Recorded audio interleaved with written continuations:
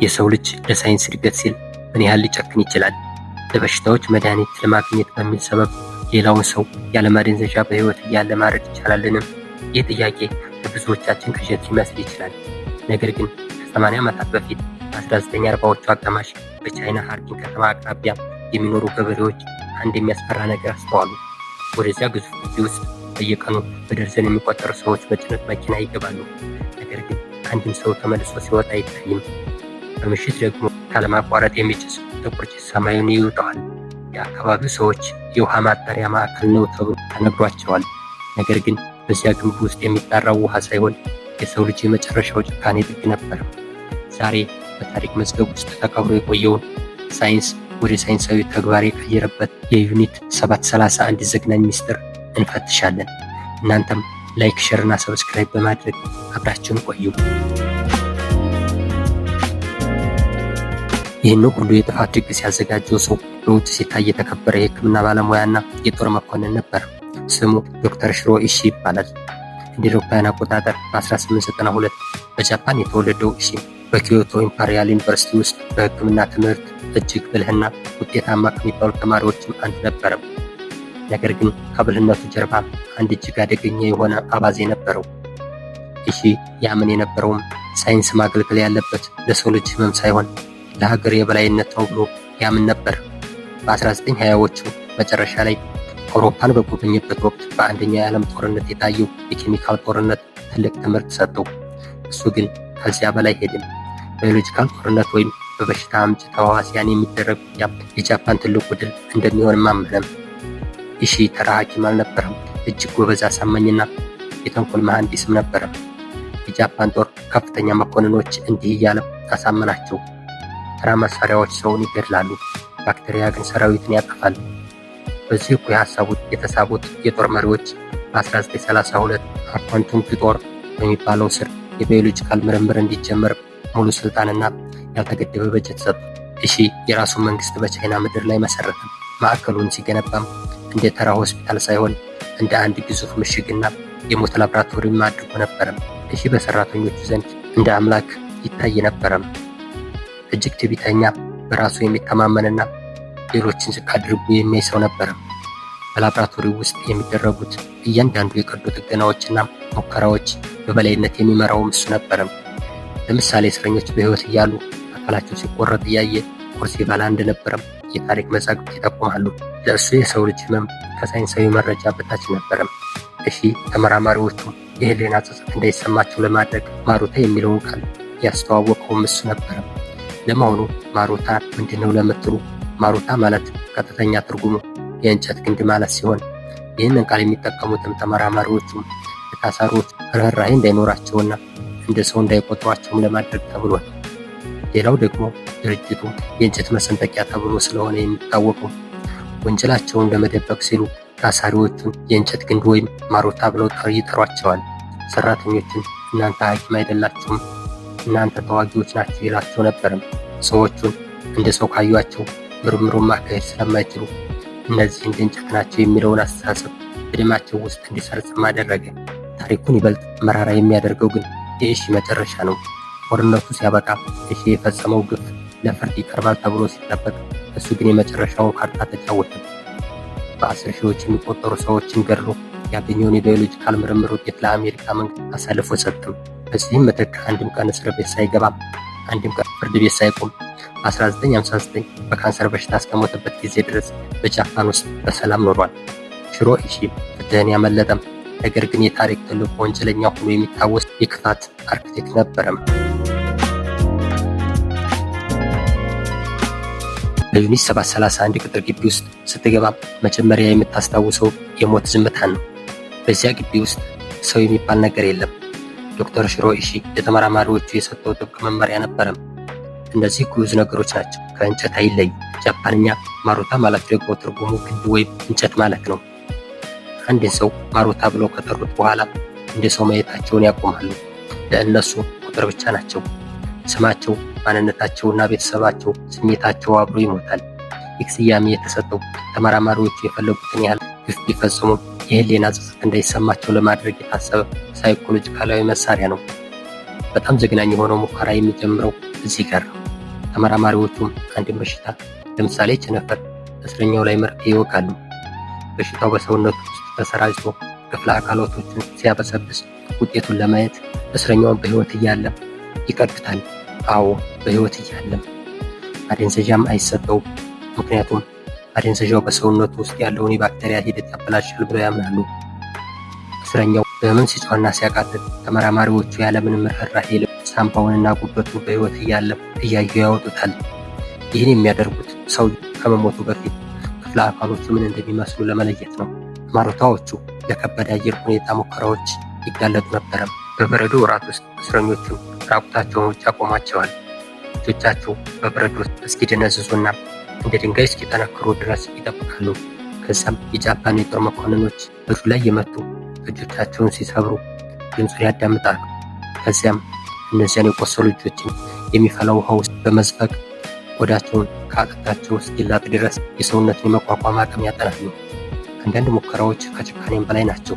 ለምሳሌ የአንድን ሰው ሆድ አውጥተው አንጀቱን በቀጥታ ከጉሮሮ ጋር ማያያዝ፣ የሰውን እጅ ቆርጦ ከሌላ ሰው እግር ጋር መቀጠል፣ ሰዎችን በከፍተኛ ፍጥነት የሚሽከረከሩ ማሽኖች ውስጥ በማስገባት ደማቸው እስኪረጭና እስኪሞቱ ድረስ መሞከር።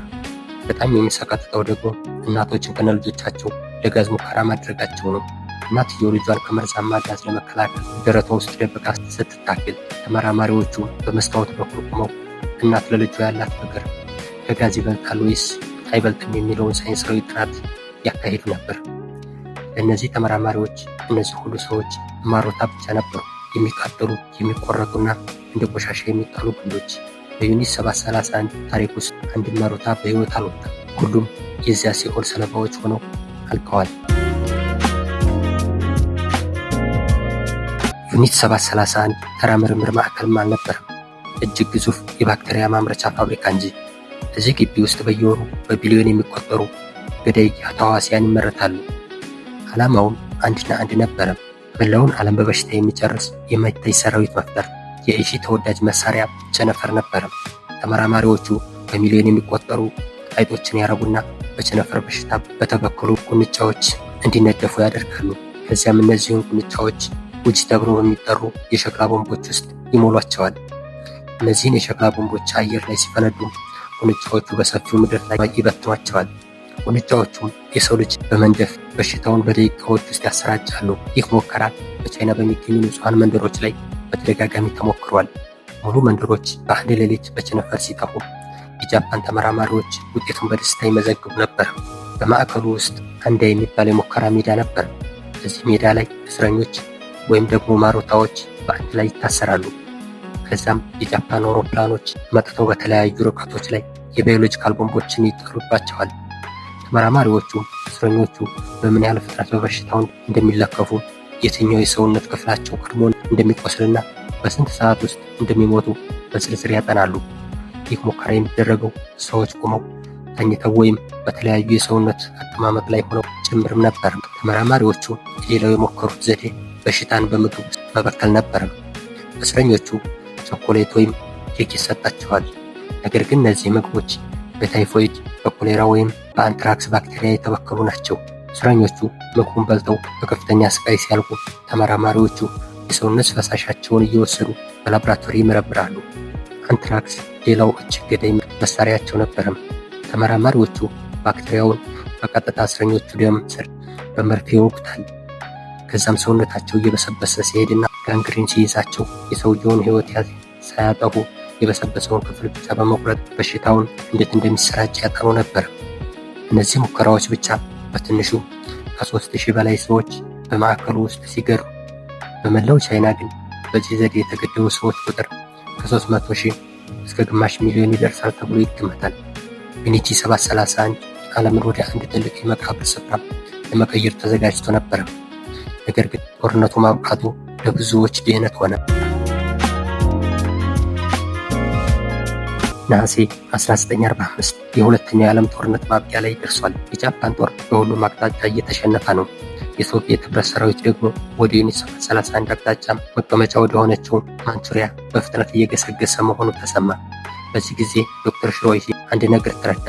የፈጸሙት ግፍ ለዓለም ከተገለጠ ሁሉም ተመራማሪዎች እንደ ጦር ወንጀለኛ ተይዘው ይሰቀላሉ። ስለዚህ የመጨረሻው ኦፕሬሽን ታወጀ። ዓላማውም በዩኒት 731 ውስጥ የተከናወኑት ነገሮች በሙሉ ከምድረ ገጽ ማጥፋት ነበረ። በመጀመሪያ የተጀመረው በሕይወት በነበሩ እስረኞች ላይ ነበር። በወቅቱ በማዕከሉ ውስጥ 400 ያህል ማሩታዎች ወይም ደግሞ እስረኞች ነበሩ። የጃፓን ጦር እነዚህ ሰዎች ምስክር እንዳይሆኑ በመፍራት ሁሉንም በአንድ ላይ ጋዝ ክፍል ውስጥ በመዝጋት ገደሏቸው። በአሰቃቂ ሁኔታ ያለቁትን የእነዚህን ሰዎች አስከሬን ደግሞ ማስረጃ እንዳይገኝበት በትላልቅ ጉድጓዶች ውስጥ አቃጠሏቸው። አጥንቶቻቸውንም ፈጭተው በአቅራቢያው በሚገኝ ወንዝ ውስጥ በተኑት። ዶክተር ኢሺም ከፍተኛ መጠን ያለው ዳይናማይት እንዲዘጋጅ አዘዘ። ለዓመታት የልምምድ ሆኖ የቆየው ያ ግዙፍ ማዕከል ላብራቶሪዎቹ፣ የጋዝ ክፍሎቹና እስረኞች የሚታሰሩባቸው ቤቶች በሙሉ በቦምብ እንዲጋዩ ተደረገ። የጃፓኖች ግንብ ላይ የቀረውን የደም ጠብታ እንኳን ሳይቀር ለማጥፋት ሞክረዋል። ነገር ግን ትልቁ አደጋ የሚፈጠረው እዚህ ጋር ነው። ጃፓኖች ሲሸሹ በማዕከሉ ውስጥ የነበሩትን በሚሊዮን የሚቆጠሩ በቸነፈርና በሌሎች በሽታዎች የተበከሉ አይጦችና ቁንጫዎችን በሜዳ ላይ ለቀቋቸው። ይህ ድርጊት በአካባቢው የሚኖሩ የቻይና ንጹሐን ዜጎች ላይ ትልቅ ጥፋት አስከተሉ። ጦርነቱ ካበቃ በኋላ ቢሆን በእነዚህ በተለቀቁ በሽታዎች ምክንያት በ10 ሺዎች የሚቆጠሩ ሰዎች አልቀዋል። ዶክተር ኢሺ ወደ ጃፓን ከመሸሹ በፊት ለተመራማሪዎችና ለሰራተኞቹ ትዕዛዝ ሰጠ። ይህንን ምስጢር ይዛችሁ ወደ መቃብር ትወርዳላችሁ። ማንም ሰው ስለ ዩኒት 731 የተንፈሽ ቢል እንደ ሀገር ከዳተኛ ተቆጥሮ ይገደላል አላቸው። ሰራተኞቹ ወደ ጃፓን ሲመለሱ ማንነታቸውን ቀይረው እንዲኖሩ ተደረገ። የዓለም አቀፍ የጦር ወንጀል መርማሪዎች ወደ ቦታው ሲደርሱ ያገኙት ነገር ቢኖር የፈረሱ ግንቦችና አመድ ብቻ ነበረ። ዶክተር ኢሺ ማስረጃዎቹን ያጠፋ መስሎት ነበር። ነገር ግን የታሪክ ጠባሳና የተረፉ ጥቂት ሰነዶች እንዲሁም የአካባቢው ምስክሮች ዓለም ስለ ዩኒት 731 እውነቱን እንድታውቅ አደረገ። ነገር ግን እጅን በአፍ የሚያስጭነው ታሪክ ገና አልተጠናቀቀም። ጃፓኖች ከሸሹ በኋላ የአሜሪካ መንግስት እነዚህን የሞት መሐንዲሶች ሲያገኟቸው የወሰደው እርምጃ ለማመን የሚከብድ ሌላ ታሪክ ነበረም። በዓለም ታሪክ ውስጥ ትልቁ የወንጀል ፍትህ ሲታጣ ሳይሆን ፍትህ በገንዘብና በጥቅም ሲሸጥ ነው። የዩኒት 731 ታሪክ ደግሞ ለዚህ ሕያው ምስክር ነው። ጦርነቱ አበቃም። ጀርመናውያን ናዚዎች በኑረምበርግ የፍርድ መድረክ የፈጸሙት ግፍ ሲቀጡ ዓለም የዩኒት 731 መሪዎች ተመሳሳይ ዕጣ ይደርስባቸዋል ብላ ትጠብቅ ነበር። ነገር ግን የሆነው ነገር የሰውን ልጅ ሕሊና የሚሰቀጥጥ ነበር። የአሜሪካ መንግስት መርማሪዎች ዶክተር ሽሮ ኢሺን እና ዋና ዋና ተመራማሪዎችን አገኟቸው። አሜሪካውያኑ የዩኒት 731 ውስጥ የተደረጉትን ሙከራዎች ሲረዱ አንድ ነገር ተገነዘቡ። እነዚህ መረጃዎች በሰው ልጅ ላይ የተሞከሩ በመሆናቸው በየትኛውም የዓለም ክፍል አይገኙም። ይህንን ሳይንሳዊ መረጃ ማግኘት ደግሞ በቀዝቃዛው ጦርነት ወቅት ከአሜሪካ ተቀናቃኝ ከሆነችው ሶቪየት ህብረት በላይ ጥንካሬ ይሰጣታል። ስለዚህ አንድ አሳፋሪ ስምምነት ተደረገ። ዶክተር ኢሺ እና ጓደኞቹ የቢዮሎጂካል ምርምር መረጃ፣ የስላይድ ምስሎችና የአስከሬን ምርመራ ውጤቶችን ለአሜሪካ መንግስት አሳልፈው እንዲሰጡ፣ በምላሹ ደግሞ አሜሪካ ስለፈጸሙት ግፍ የክስ ነፃነት እንድትሰጣቸው ተስማሙ። በዚህም ምክንያት በሺዎች የሚቆጠሩ ሰዎችን ያለማደንዘዣ ያረዱ፣ ህፃናትን በጋዝ የጨረሱና ምድርን በበሽታ የሞሉ ጨካኞች አንድም ቀን ፍርድ ቤት ሳይቆሙ ቀሩ። የሚገርመው ግን ታሪኩ እዚህ ላይ አለማብቃቱ ነው። ከእነዚህ ተመራማሪዎች መካከል አንደኛው ከጦርነቱ በኋላ በጃፓን ውስጥ ትላልቅ ባለስልጣናት ሆኑ። አንዱ ጃፓንን የሕክምና ማህበር ፕሬዚዳንት ሆነ። ሌላው ደግሞ የጃፓን ኦሎምፒክ ኮሚቴ መራ። አንዳንዶቹ ደግሞ ግሪን ክሮስ የተባለውን ግዙፍ የመድኃኒት ፋብሪካ መሰረቱ። የሞት መሐንዲሱ ዶክተር ሽሮ ኢሺም ቢሆን እስከ ዕለተ ሞቱ ድረስ በጃፓን ውስጥ በሰላም ኖረ። በዩኒት 731 ውስጥ ያለቁት ምስኪን ነፍሳት ድምፃቸው ታፈነ። ታሪካቸው ለብዙ ዓመታት በሚስጥር ተይዞ ቆየ። ዛሬ ላይ ሆነን ወደ ኋላ ስንመለከት ዩኒት 731 ስለ ሳይንስ እድገት ብቻ ሳይሆን ስለ ሰው ልጅ የሞራል ውድቀት የሚነግረን ትልቅ ትምህርት አለ። ሳይንስ ከሰብአዊነት ሲለይ፣ እውቀትም ከርህራሄ ሲፋታ ውጤቱ ሲኦልን በምድር ላይ መፍጠር ነው። በዚያም የሞት ፋብሪካ ውስጥ ያለቁት በሺዎች የሚቆጠሩ ማሩታዎች ዛሬም ቢሆን ፍትህን ይጮኻሉ። እኛ ግን ታሪካቸውን እናስታውስ። ቢያንስ የታሪክ መዘንጋት ሰለባ እንዳይሆኑ እናደርጋለን። የሰው ልጅ ዳግመኛ እንዲህ ያለ ጨለማ ውስጥ እንዳይገባ ማስታወስ ግዴታችን ነው። ይህንን ጭካኔ የተሞላበት ታሪክ ጨክናችሁ ስላዳመጣችሁም እናመሰግናለን።